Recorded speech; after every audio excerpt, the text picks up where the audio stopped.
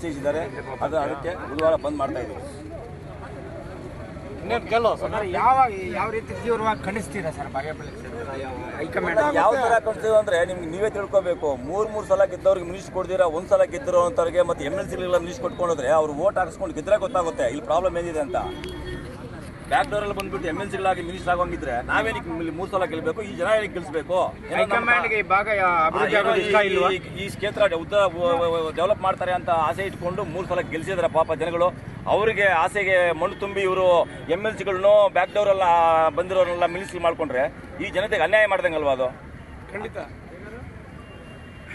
ಬಾಗೇಪಲ್ಲಿ ವಿಧಾನಸಭಾ ಕ್ಷೇತ್ರದಲ್ಲಿ ಒಂದು ಸಾಧನೆ ಐತೆ.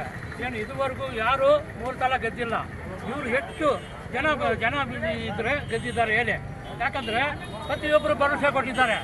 ಏನು ಹೈಕಮಾಂಡ್ ಅವ್ರು ಕೊಟ್ಟಿದ್ದಾರೆ, ಸ್ಟೇಟ್ ಅವ್ರು ಕೊಟ್ಟಿದ್ದಾರೆ, ಎಲ್ಲ ಕೊಟ್ಟಿದ್ದಾರೆ. 3 ಸಲ ಗೆದ್ದಿದ್ದಾರೆ, ಜನರ ಮನಸ್ಸಲ್ಲಿದ್ದಾರೆ.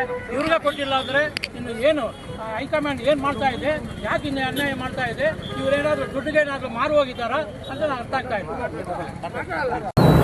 ಏನು ಇವತ್ತು ನಮ್ಮ ಕರ್ನಾಟಕ ರಾಜ್ಯ ಸರ್ಕಾರದಲ್ಲಿ ವಿಸ್ತರಣೆಗೊಂಡಿದ್ದು ಈ ಬಾಗೇಪಲ್ಲಿ ಕ್ಷೇತ್ರದಲ್ಲಿ ಸತತವಾಗಿ 3 ಬಾರಿ ಶಾಸಕರಾಗಿ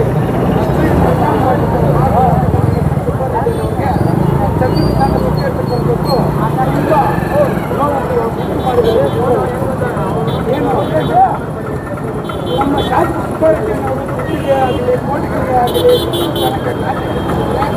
ಹಿಂದಿನ BJP ಸರ್ಕಾರದಲ್ಲಿ ಆಸೆ ಪಟ್ಟಿದ್ದಾರೆ, ನಾವು ಕೋಟಿ ಕೊಡ್ತೀವಿ ನಿಮಗೆ ಸಚಿವ ಸ್ಥಾನ ಕೊಡ್ತೀವಿ ಆಸೆ ಇಟ್ಟಿದ್ದೆ.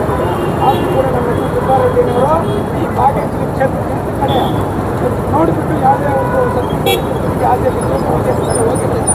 ದಯವಿಟ್ಟು ನಮ್ಮ ಹೆಸರು ಸುಬ್ಬಾರೆಡ್ಡಿಯವ್ರಿಗೆ ನೀವು ಮಾಡಿರ್ತಕ್ಕಂಥ ಮೋಸ ತುಂಬ ಹೇಳ್ಕೊಳ್ಳೋರು ಆಗಬೇಕಂತ ಏನಾದರೂ ಇನ್ನೂ 2-3 ದಿವಸ ಟೈಮ್ ನೋಡ್ತೀವಿ. ಏನಾದರೂ ನಮ್ಮ ಶಾಸಕ ಗೊತ್ತಿಲ್ಲ ಅಂದರೆ ನಾನು ನಮ್ಮ ಬಾಗೇಪಲ್ಲಿ ವಿಧಾನಸಭಾ ಕ್ಷೇತ್ರದಲ್ಲಿ ಬಾಗೇಪಲ್ಲಿಯಲ್ಲಿ ನಮ್ಮ ಶಾಸಕ ಸುಬ್ಬಾರೆಡ್ಡಿಯವರ ಮನೆಗೆ ಬರುತ್ತಿದ್ದಾರೆ. ಅವರ ಹತ್ರ ತೀರ್ಮಾನ ತಂದು ಏನು ಮಾಡಬೇಕಂದ್ರೆ ಯಾವ ಥರ ಮಾಡಬೇಕಂತ ಹೇಳಿ ನಮ್ಮ ಕ್ಷೇತ್ರ ಜನರನ್ನ ಕಾರ್ಯಕರ್ತರೆಲ್ಲ ಕಾಂಗ್ರೆಸ್ ಕಾರ್ಯಕರ್ತರೆ ಅವ್ರ ಮನೆ ಹತ್ರ ಸೇರಲಾಗುತ್ತದೆ. ಅವ್ರ ಹತ್ರ ತಿಳ್ಕೊಂಡು ಯಾವುದಾದ್ರೂ ಬಂದನ್ನು ರಚಿಸಲಾಗಿದೆ.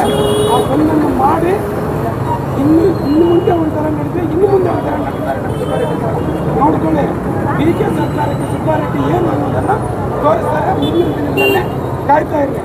ನಮ್ಮ ಲಕ್ಷ್ಮಣ್ ಸುಬ್ಬಾರೆಡ್ಡಿಯನ್ನವರು ಕಾಂಗ್ರೆಸ್ ಪೀಪಲ್ ಮೇಲೆ ಗೆದ್ದಿರ್ತಕ್ಕಂಥದ್ದಲ್ಲ, ಇಂಡಿಪೆಂಡೆಂಟ್ ಆಗಿ ಗೆದ್ದು ಮೊದಲ ಬಾರಿನೇ ಅತಿ ಹೆಚ್ಚು ಮತಗಳಿಂದ ಗೆದ್ದು ರೆಕಾರ್ಡ್ ಸೃಷ್ಟಿ ಮಾಡಿರ್ತಕ್ಕಂಥವ್ರು.